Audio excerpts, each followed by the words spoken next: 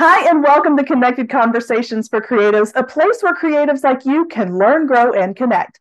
I'm your host, Jennifer Carr. In the realm of creative endeavors and personal passions, there's this question that often echoes in the hearts and minds of many. Where do I find the inspiration and motivation to just start my own creative journey? Well, today we embark on a journey of self discovery and empowerment, and our remarkable guest's story offers a roadmap for those seeking answers. So stay with us as we uncover the profound insights and wisdom that can guide us toward igniting our own creative sparks and setting off an inspiring journey of your own. Today, I have the pleasure of hosting an extraordinary guest who defies age as a barrier to creativity and success. She embarked on her writing journey at the age of 55 and has since authored a remarkable 16 books spanning a diverse range of genres, from mysteries to humor, fantasy, to even a horse's memoir. With almost 70 years of life experiences under her belt, she brings a unique and rich perspective to storytelling and the dynamic world of publishing. Her passion for storytelling and her unshakable faith in the transformative power of a well told tale shine through her engaging books and her role as a sought after speaker. She has shared her insights on writing and publishing at authors' luncheons, writers' conferences, and national women's clubs, consistently leaving audiences inspired and eager to embark on their own creative journeys. In this episode, we delve into Gail Carline's inspiring journey, discussing the challenges and triumphs of diving into the world of publishing later in life. Together, we'll explore the art of crafting compelling stories across various genres, uncover her secrets to telling a damn fine story, and gain valuable insights into overcoming self-confidence hurdles. Gail may even offer up some valuable advice on finding the elusive balance between humility and effective self-promotion. So, whether you're an aspiring writer or someone in search of inspiration, today's episode promises to leave you not only motivated, but armed with the tools to unleash your creativity and confidence. So without further delay, I'd like to welcome Gail to the show. Thank you so much for being here. Thank you so much for having me. I feel now profound and successful just by listening to that. Oh, well, that's what you're here for. So I hope you brought your own, because we're going to have to share. Oh my goodness. Okay. So before you start inspiring and empowering everyone, tell us a little bit about yourself and how you found yourself wanting to become an author, especially at a time when others might be like making retirement plans. Yeah, I don't ever plan to make retirement plans. So I just want on my gravestone, I want to just say she was really, really old. So I'm just gonna keep going. I actually came from a family of artists. Painting, sculpture, so forth. My mother's brother, my uncle, made his living as a painter, sculptor, so on and so forth. So when I came along, I was the very first grandchild. And one of my favorite things to do is a wee one was to take a big sheet of paper and my crayons. I would start in one corner, and it always started with a house and a tree and a dog and a horse, and we would go on an adventure together, and I would tell the story, and I would draw it in as we're going. So we would just keep going, and we would go to the mountains and the woods and a river, and we'd end up in the city, and it was by a beach, and a bomber plane would show up and a cruise ship, and then the dragons would come because everything's better with dragons. And so my family looks at all this drawing that I'm doing, this massive, like it was like a toddler Grandma Moses sort of thing, and say, oh, she's an artist. And they just like then threw paintbrushes and so forth at me. And I look back at that, 5-year-old, and think I was a storyteller. That's what I did. But I went to art school, or to college. I was an art major. It wasn't my passion. So I kind of went adrift for a while, because if you think you're going to do something and you don't do it, now what do you do? So I drifted around until I fell into software engineering.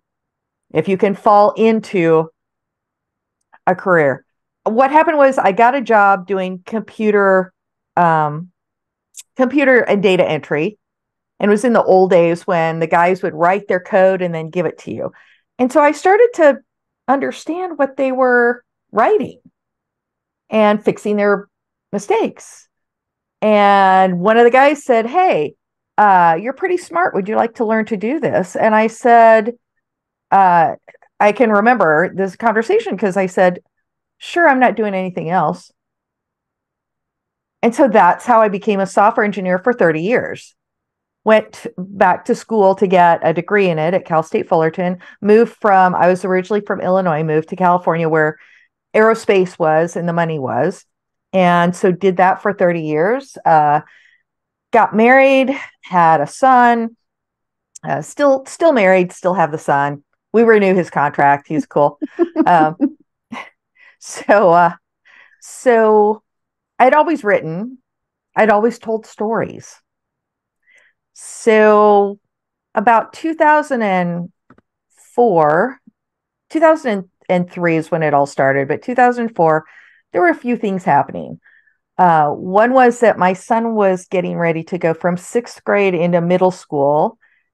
And I realized that they don't have after school care. So he was going to walk, because we're in walking distance, he was going to walk home from middle school to an empty house for a couple of hours till one of us got home. He's a good kid, always was a good kid, but that is just like, that's a recipe for bad choices. The other thing was that when he was very little, I was 45 years old. My husband, I love my husband dearly. I'm just fierce about him. He never has any idea what to get me for presents. So he got me horseback riding lessons. I was a horse crazy girl. My mother wouldn't let me around them because they're big and you'll get hurt, which she said that like a bad thing, right? So my husband, I'm 45. He gets me horseback riding lessons for my birthday. A year later, I owned my first horse. So I had bred her and she was expecting, she was due to foal. I wanted to be around the foal a lot more. Work was getting in the way, being a software engineer, because that takes a lot of hours. So sat down with my hubby and said, here, I would like to write. I would like to be in the room when our son says something. And I'd like to be out with the horse a lot more. And he said, a happy gale is a happy dale. So I left software engineering and started writing. First, I was writing for an equine magazine of journalistic pieces. I wanted to write more. And then I started writing my newspaper column, which is a humor column, very slice of life, Irma Bombeck style. I write that for the North County News Tribune, started that, but I wanted to write more. I wanted to write a book. Didn't know what kind of a book, but I wanted to write a book. I really wanted to write, I like mystery a lot. I like clever mysteries and I like character driven. Those are kind of my two. And at the time, the Channel USA was, had these great shows on and they were all about the characters. So they had Monk and they had Psych and they had Burn Notice and all these wonderful character driven shows, which I loved. USA, why did you stop that? Yes. Flood. So I got this idea for a mystery. Being an engineer, I plotted it out on an Excel spreadsheet because I'm an engineer. And I wrote that. That was my very first book, and it's called Freezer Burn. And I found a very, very small boutique publisher.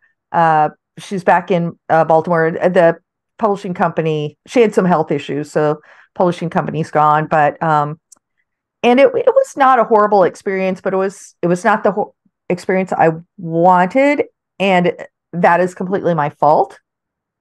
I wanted an experience with a publisher where they would kind of hold my hand through the process because I don't know anything about publishing. And to be frank, they don't owe you that. When you go with a publisher, they don't owe you any hand holding. Just hand over the book and they will take it from there. And then you kind of scramble to, put marketing in place because all my friends who are traditionally published are doing their own marketing. So, there's that. So once that contract was kind of up and I had my next book to publish, I was under no contract to like first read or anything. So self-publishing was opening up. It was losing its stigma. The vanity presses were getting kind of pushed to the side because Amazon had Create Space and Kindle and there were Smashwords and the Nook and all this. So I went out on my own and then figured out that I really like control a lot. So I like to choose my own covers. I like to choose my own titles. I have a professional editor that I pay, and I have a cover designer that I pay. I have self-publishing to me is not really all by yourself. I got a team. Yes. So one book turned into 16. So, and I just started on a new manuscript. So, that I'm excited about. And that's my life story in a nutshell.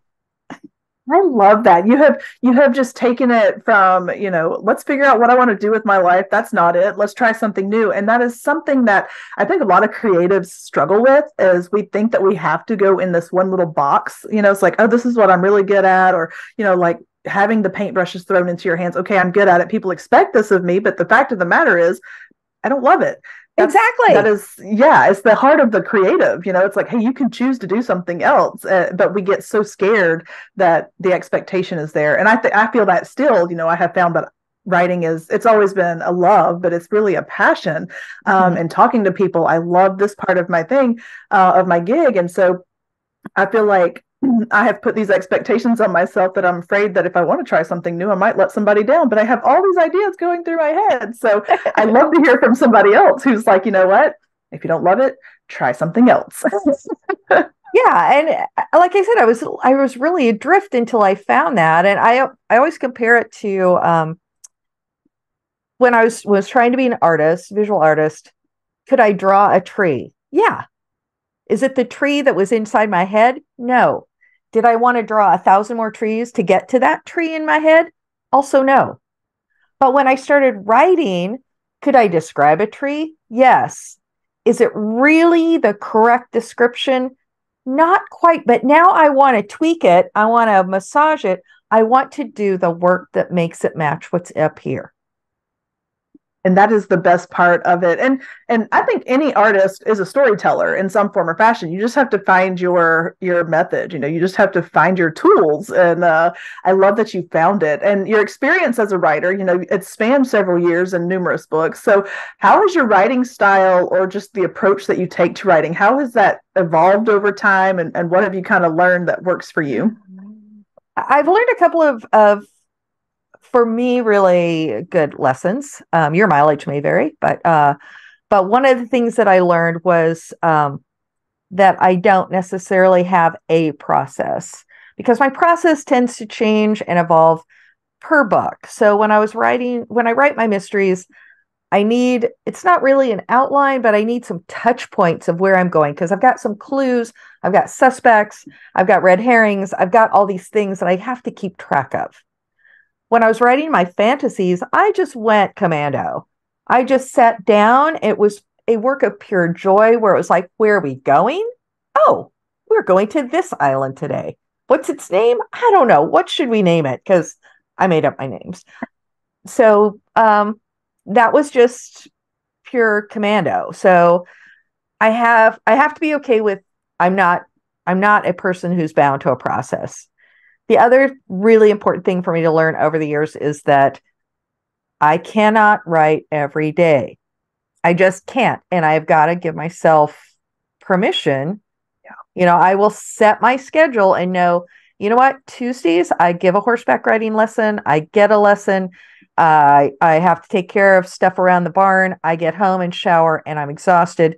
I don't have the bandwidth to sit down and tell the story. And I'm okay with that. That's fine. That's fine. So I think writers, I think creatives in general have to let themselves off the hook a little bit. Absolutely. I find myself, I've been battling some kind of allergy or something all day, where I have my brain feels foggy. And so, but I have on my to-do list, write 2,000 words. And it's like, I've not written a single word today because I couldn't focus on it. And so, I want to beat myself up over it because I fell short of my goal yesterday. But you know what? The week is not over. There's still tomorrow. I could still bang out some words if I want to. And even if I don't, if I feel like I just need a break, you give yourself grace, and that's Mm-hmm. true in life in general. Like you cannot, yes, are there expectations that sometimes you have to meet? Yes, but at the same time, if you're the one putting them on yourself, guess who can change them? True enough. Yes. Yeah. Okay, so you've written across various genres, which Mm-hmm. that's me. I am all about like let's mix and match. I've got an urban fantasy on the back burner. I just finished up like a little contemporary romance, and my first two books were like Christian romantic suspense. Like there's just a whole bunch of different genres floating around in my head at all times. So, do you have a favorite one to write?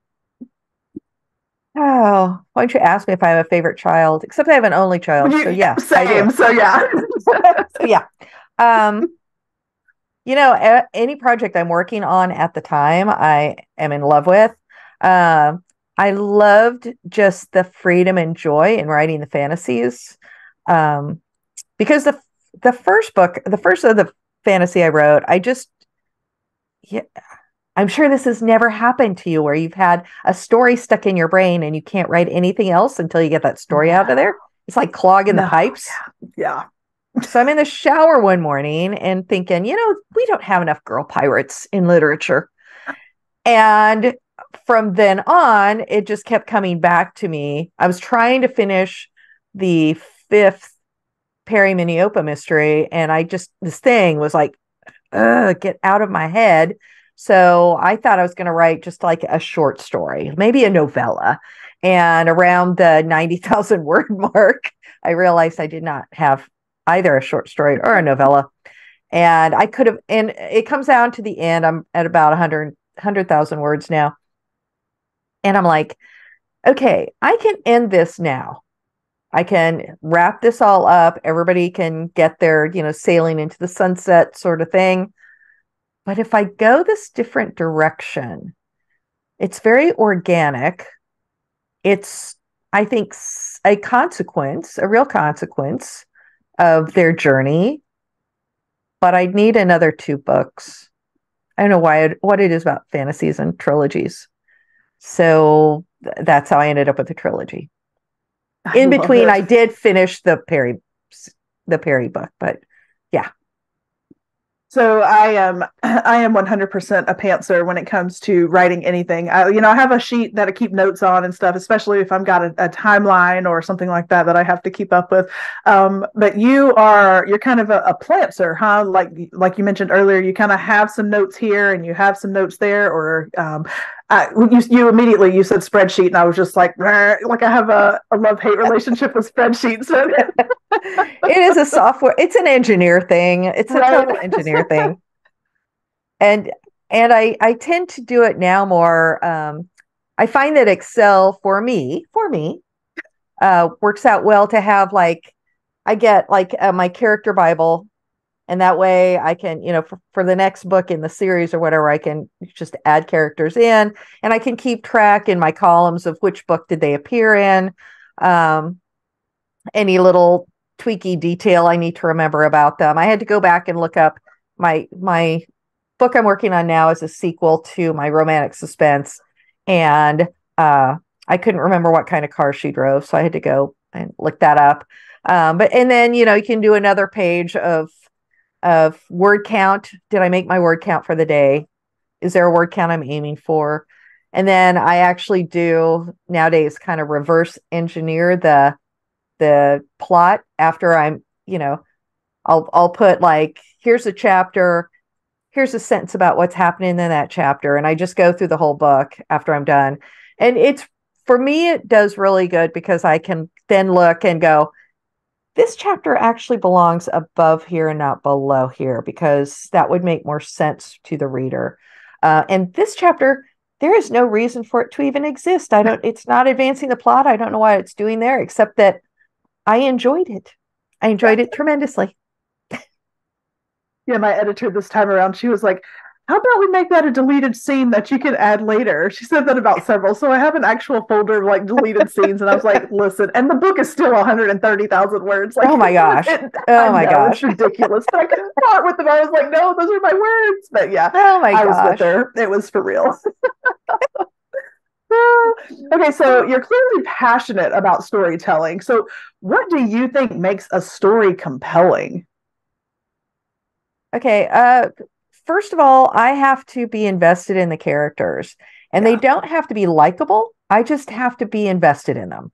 Hmm. But um, what makes it compelling is that there are some big stakes relative to the characters. It might not be big stakes in the world. It's like if I'm reading like a, I don't know, middle grade or YA, and the stakes are that we need to win the basketball game so he can get the basketball scholarship. I'm old. I'm a crone now, and so I'm like, but do you really? Because life has so much to offer you. But this character, that's all they believe in. So yeah, I'm going to go on that journey with them, and that's going to be compelling to me. So I think those are the two main things is the characters and what their stakes are. I agree. I am 100% like, some people they're like it has to be plot driven, but I have to connect with the characters before anything else. If I don't connect with the characters, if I can't put myself in that main character's shoes, male or female, like if I can't relate to them, I'm out. Like I can't get into the story because that's the way I work. I have to be in the story as the character usually in some form or Yes, fashion. yeah. Yeah. Yeah. For sure. How do you go about developing characters? Do they just pop into your head? Do they just kind of evolve, or how's that work for you? Uh, I I generally have I'll have a need for a character, main character, their love interest, their antagonist, whatever. So I kind of sketch out a little bit about what they need to be, who they need to be, but then I will sit down, actually, pen and paper, sit down, and I will journal in their voice.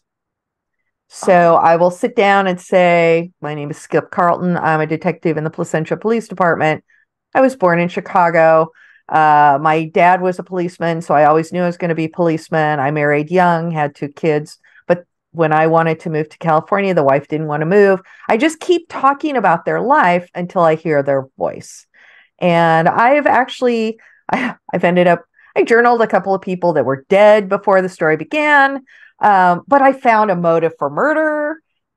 So that really kind of helps me get close to and figure out what their boundaries are. Because I I have think never heard that. boundaries, the existence of boundaries, we all have boundaries, right? We have things that we will and will not do. So I need to know those about my characters to know how to put them into situations. I use this word a lot, but organically. Like I don't want to like force them into the funnel of you got to be here and you got to do this. I want it to look like they thought of this, right? Oh, for sure. I've never heard of that method before. Like, I don't know if that's unique to you if you created it, but that is fantastic. Like, because to me, a character forms in my head and then I write a story about them. But Okay. how much more personal can you get with your characters than becoming them? And so, yeah, like that's a new tool. We're going to try that out. I like that Okay. a lot. Feel free. Yeah, thanks. Take No, it and that's you run. should. Yeah, and I'll maybe write a bottle book it. about it. Write a little book about it, and you can sell that sucker on how to write from the perspective of your characters. Yes, ma'am. I like it. Um, so you have are you still self-publishing? Is that where you still Yes. are? Yeah. Okay. I was just going to ask, what kind of advice would you give to somebody who is looking to start with the self-publishing process? Like, where would you tell them to start? Um, I would probably uh I think my biggest advice to them is to not be afraid to invest in yourself. When you self-publish, you are now a company and you're a business. And so you wouldn't start a restaurant and not expect to have to buy tables and chairs and a kitchen. So if you're going to start this business of self-publishing, then you need to be a business. And once your book, so you need to hire the right people, editor, cover designer. Unless you are a cover designer, a graphic designer, hire it done. Yep. And you need to invest up front. And then once your book is ready to hit the public, it is now a product. I know you love it. We all love our books. They're our babies, right? We're very protective of them. but they're now a product, and you have to put on the other hat and go, how do I sell this? What are my markets? Who is my audience? How do I get into, author events? How do I get ads? What's the best cost of ads online? Because you can do a lot for free, but you might have to pay for a Facebook ad here or there, but use your dollars wisely. For sure. It is a process. It is an investment. And I think it's very important. Something that a lot of self-published authors don't take into consideration is that you now have a brand, and Yes. you have to decide what that brand is going to look like, and Mhm. I don't, how does that work writing across different genres? Because I haven't really, like, I'm just now venturing into that. Do you have the same brand across the board? Are you the same? Do you use a pen name or anything like that? I have started using a pen name. It was a tough call in the beginning Yeah. because I'd been writing this newspaper column as me, Gail Carline. So when I started my mysteries, I'm like, I don't know, do I stay Gail Carline or do and I chose to just stay me. But then when I wrote the fantasies, I went with GS Carline instead of Gail Carline because there are men around that think that women can't write fantasies. So, you just use your initials and then they don't know. And then for the latest book, my latest book is a cozy mystery. It's very small, very slim volume, and it features a mouse detective. So I have some friends, and the one lady had gotten these 3 book covers and wanted to write stories to match the book covers. And so she got 2 friends to help her out, and one of the friends dropped out. And so on a lovely sunny morning at the corner bakery, my 2 friends met me at the table and said, with their big puppy dog eyes, wouldn't you like to write the 3rd book? It's only 25,000 words. And I just finished writing 300,000 words of a fantasy trilogy. So I'm like, I can do 25,000 words standing up. Yeah, no, I can't do 25,000 words. It's tremendously hard. I can give you 600 or 100,000, but this 25,000, I don't know. So anyway, I wrote this little cozy, completely different from anything I've ever written. And I've written first person horse, but still a mouse detective. So I did use my grandmother's name as my pen name. I just thought that was a lovely homage since my grandma was really the one that taught me how to tell stories. So I love we that. were very close. That is so sweet. And I've dabbled with the idea of a pen name, like changing across genres and that kind of Mm-hmm. thing. And but what's the marketing look like there? Do you market to the same audience? Do you have separate platforms? How does that work for you? So I am not necessarily marketing to the same audience, although usually a lot of my readers are just readers. They'll read anything. They're like me. And I read across genres. A lot of people read across genres. I have those readers. They're just like, whatever you write, I'll read it. But then, I have one website that you go to and it lists all of my pen names and everything I'm doing just because I've been, incapable of making more websites. Let's just call it that. Incapable. I don't know why. Just incapable. It's a lot of work. I mean, it really is. The Yes. whole marketing side of thing is a full-time job on top of all the other full-time jobs that come with being an author. And so, I've seen people be very successful with having separate platforms and that kind of thing. But Right. I'm thinking, I'm kind of like you. One, I will read anything once, and a lot of my readers are, oh, you wrote it, I'll read it. And I appreciate that, but I also know that there's probably more people out there that I need to reach, and there's probably a way to do it. I just haven't figured it out yet. Yeah. When you do, let me know. Correct. Yes, absolutely. I'll bottle that one up for you and send it on. Honestly, I tell people, they always ask if I would get into, a traditional contract ever again. I'm not the person that I don't say never because never bites me in the tush every time. Every time. But if I was ever approached and somebody really wanted to publish me, I would want the marketing out of it. It's like, um, that's what I'd be aiming for. And if you couldn't give me that, then I'm not interested. Because that's agree. what takes my time. I agree 100%. And there's no, like, for me, I haven't found a routine or a method that is just, repetitive enough that works every single time. It's always having to try something new, and maybe I'm doing it wrong, but I just feel like everything's changing so quickly in the world of, whether it's social media, or because that's where everybody is these days, that you have to reach. And so because people don't pick up magazines or catalogs with books in them anymore. That's not how that works. And so it's constantly changing and shifting, and algorithms and and I'm like, no. So yes, I agree. If I could hand that over in a heartbeat, baby. Oh my goodness.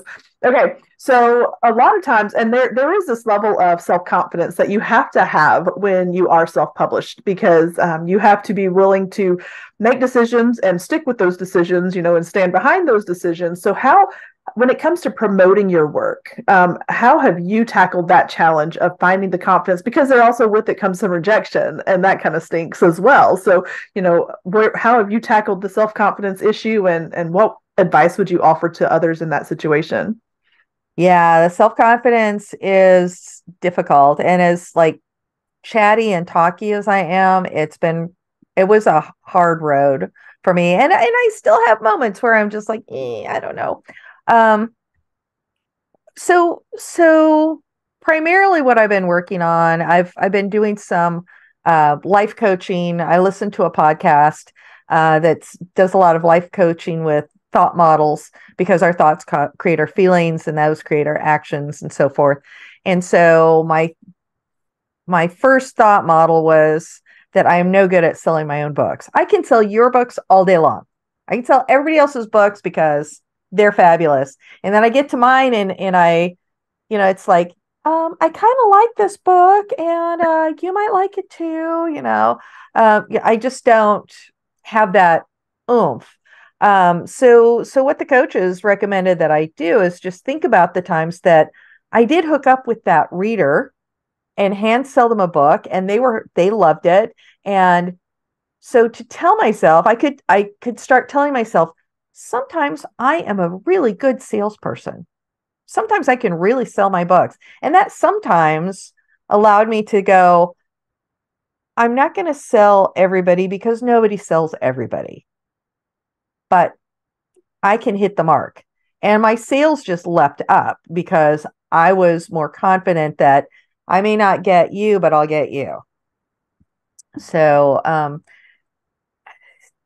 you just have to step out and maybe look in the mirror and tell yourself, I can write a good book. I know how to do that. Oh, definitely. And there's also, you have to keep the humility behind it as well, and not go into it and just assume that every reader is going to want your book, because not every book is for every reader, right? Like that. You just have to accept that as well, and say, my book is meant for whomever picks it up. And when they read it, it was meant for them. Yes, definitely. So have you found yourself connecting with other writers and forming your own writing community or something like that? And how has that helped your journey as well? Oh gosh, yes. I don't know what I would do without my community of writers. So back when I decided that I was not going to be an engineer and I was going to be a writer, and it was the kind of the early days of the internet, but I basically type into Google, what does a writer do? And subscribe to a Writer's Digest magazine when it was a magazine, right? It might still be, but we look at everything online now, right? Yeah. And in the back, there's like writers' conferences you can attend. Oh, okay. I guess writers attend writers' conferences. And there was one happening, I'm in Southern California. There was one happening in Palm Springs. So signed up, went down there. It was the Southern California Writers' Conference. Went into my first workshop kind of like, here I am. We're all kind of like we're a little bit introverted, us writers. We are very solitary when we're writing. Sat down at a table, lady next to me says, "Hi, my name's Claudia. What's your name? What do you write?" My name is Gail. I want to write a book. Don't know what kind. I write all these newspaper articles. So she is one of my best friends now. And I now teach workshops at the Southern California Writers Conference. I have, this tribe of people. It's funny, we're not an organization. We're not a club. We meet twice a year and have these workshops where we have a Facebook group, but we can reach out to each other anytime. One gal that I met there, I had dinner with her Wednesday night just to catch up, see what each other's writing. So we use each other as beta readers. We will reshare or retweet or whatever if somebody's got a book out. Make sure that it goes out to our group of people as well as theirs. So we try to support each other in as many ways as possible. I think it does make a difference. And I have found just through conversations like this, just all of the people that I've talked to, and I think in the month of October, I will have talked to around 45 or 50 different people just in the month of October. And what I have loved about that is that we all bring something different to the table. We all have something very similar in common. And so we can support one another. And so I have found myself, sending emails or getting emails or messages on social media that have just been like, hey, hope this is going well for you. Hey, do you want to team up and do NaNoWriMo? All these things. Mm-hmm. And so I think it makes a huge difference when you do have people to kind of form that community with, because it can be a very solitary and lonely journey just sitting down at a computer going words on a page, words on a page, words on a page. And so, yeah. Yes. Please, God, words on a page. Put them down there. Yeah. For sure. And sometimes you just need somebody to be like, to remind you, it's okay if you didn't put words on a page today. Sometimes. True enough. Not every time. Sometimes you need somebody to kick you in the rear end and be like, hey, put your words on a page. But yeah, true enough. Yeah. True enough. Okay, so we've come to the part of the show where I am no longer the host of the show and you are. So let's flip the script and you take over. Oh, all right. Well, my first question to you, Jennifer, is what is your favorite dinosaur? Ooh, that's a good question. So I'll be honest, I don't know what they're all called, but I remember my kid, she loved the show Dinosaur Train, and we watched it all the time. And it's whatever little flying dinosaurs they were. What were they? They weren't pterodactyls. Oh my goodness. I don't know, but I like the flying ones. They're cute. They've got the really long face and bat wings type thing. So yeah, I like those. Cool. I don't know. Nobody ever asked that question, so I just thought that was an important question. It's important to know. It's like random questions that people ask you, and I took a leadership it was a whole week on how to be a leader at work, but it was like I'd have to sit with a part. We partnered up, and we'd have to sit and go, so would you rather be a shoe or a sock, and why? And, the shoe or the sock, was stupid, but the why part was really fascinating to me for somebody who likes to write character driven. So of all of your books, who was your favorite character? Let me back up to the dinosaur. It's called a pteranodon because I played the song in my head. It's a pteranodon. To answer the favorite character question. I love that she's like, okay, I'm not listening to you right now because I'm still playing. I was listening because that song, but like as you were talking about the shoe and the sock, and I went, pteranodon. I don't know. That's how the brain works. Okay. My favorite character.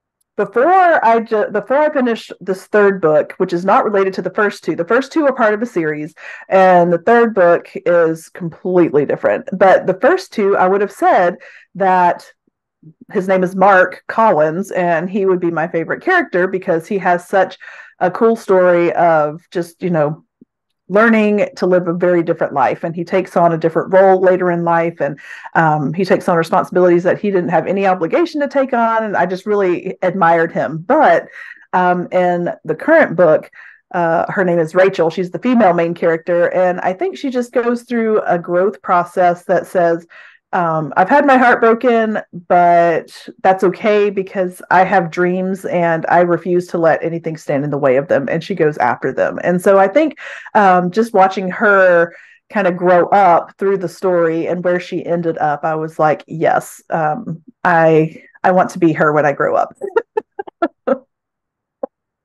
I think we all would. So, Yeah. so when you're writing your characters, how difficult is it for you? Because the reader has to see our characters go through some pretty horrible stuff, right? Otherwise, it's not as compelling if it's just sunshine and roses all the time. But how hard is it for you to like put them through the ringer? So in my first book, and I mean, I got text messages and phone calls from people that know me very well, very angry with me because of what I put some of my characters through. And my dad still gives me a hard time. Like he still is like, I can't believe you did that. Bring him back. And I'm like, I can't. That's not how that works. And Yeah. he's like, the Stargate or something, Quantum Leap, bring him back. And I'm like, I can't. Anyway, Yeah. but when I wrote the scene, like the day I wrote it, the military guys come knocking on the door, and so you know what has happened. And I boohooed, and I was sitting there just bawling because Oh. my character was going through it. Her husband, and is now gone, and my husband walks by the room that I am writing in, and he just kind of stops and looks at me, and I was like, Brian died. And he's like, who's Brian? He was so concerned with me because I was like, Oh my God. Brian. And so, and then to add a little lightness to that story, after he read it the first time, he was like, when you were telling me about him, I thought you had based that character on me, and now I hope you haven't. And I was like, I didn't.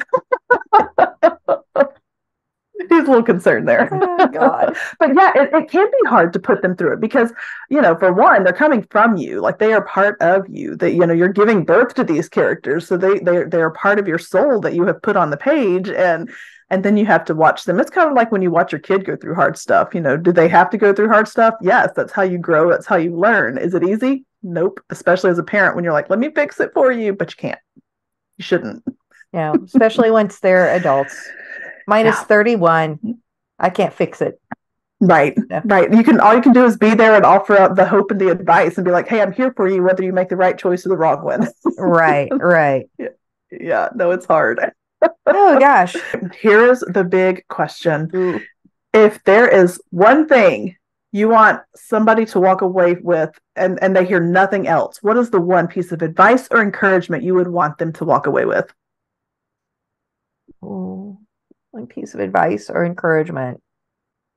My one piece of advice or encouragement would be, earlier when I knew I was going to have to answer this question, I was like, oh yeah, I can do this standing on my head. But there's so much advice and so much encouragement. I would my encouragement it's trite and it's cliched, but don't stop. Yeah. Don't stop. Don't, they say it takes like 10,000 hours of something to become an expert, and just keep going. I don't sell yourself into like writer's block. It doesn't exist. Does not exist. Just keep writing. Here's what I do when I'm coming across a scene. I've just finished one scene. I know the thing has to go forward. I don't know where we're going next because I've kind of lost track. I will have my characters do something mundane. They get up in the morning, they fix breakfast, or they answer the phone, or they just things that real people do every day. Now, that's all stuff that I'm going to take out of the book, right? Because you can't edit a blank page. So now I've got words on there I can edit. But a lot of times, there's something that they're doing and they have an epiphany. It reminds them of, I didn't check here, and that had a lever, and I should have done this, and I should have done that. And so that will propel the story, and I'll be like, oh yeah, that's what needs to happen next. So just don't stop.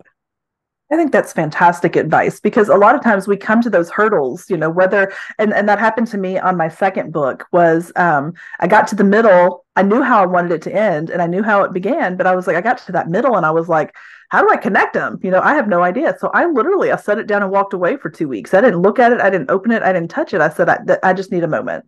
That doesn't mean I wasn't processing. I wasn't working on other things related to it. Right. But sometimes you have to step back. And so that was a hurdle that I said, we're going to get over that hurdle. And sometimes that just meant I needed to think about something else. But yeah, you can't stop. You can't just give up on it and be like, you can't go back to that. I'm not doing that, because you're so close. You never know how close you are to the end until you get to the end. Yeah, exactly. And when I first, like long ago, I wanted to write a book, and I wrote like the first 5 chapters. And then, there's a reason they call the middle the muddle, because it's where everybody just kind of slogs around going, I don't know where I'm going with this. I know the end, but I don't know how to get there. I can't find the road. And I gave up. I just gave up. I don't know where it is. It's somewhere it might be on a hard drive, but it's probably not even in a format that could be read anymore. You can't do that. You've got to just push it through.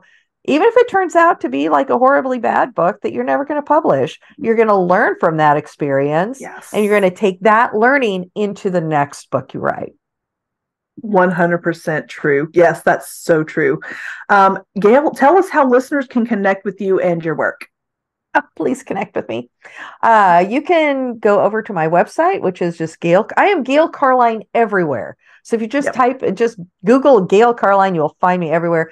I'm on Facebook. I'm on Facebook quite a bit, and Instagram quite a bit.